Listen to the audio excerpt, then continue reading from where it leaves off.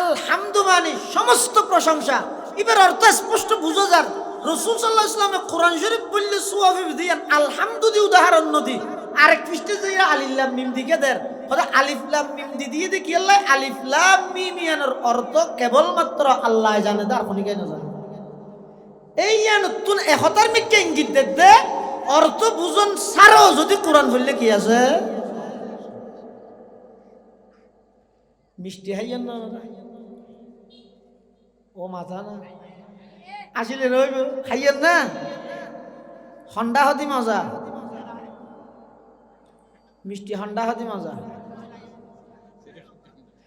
হদ মিষ্টি জিবে আসিবে তো মিষ্টি হন্ডা হদি মজা ইয়ানোর কোনো গ্যারান্টি নেই। জিন্দি গালত বাজাই ইন্দি মজা তার নাম মিষ্টি গেল মিষ্টি কোরআন শরীফ ইবইতে মিষ্টির মতো যে জিন্দি কোরআন আল্লাহ বাজিতে আইব আল্লাহ এবারে দুনিয়া আখিরাত দামি বানাইব।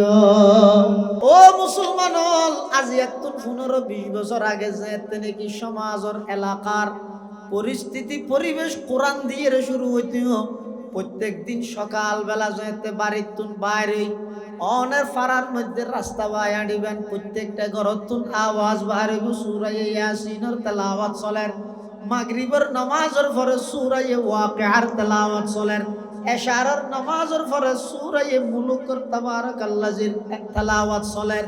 ইল্লেক পরিস্থিতি আসিল যে টেমিবের মধ্যে কেন আনন্দ লাগিত। আজিয়া এন পরিস্থিতি হয়ে যে কোরআন শরীফ গড়ের মাসার তুলি রেখে দে রমজান আল্লাহ অপেক্ষা করেন।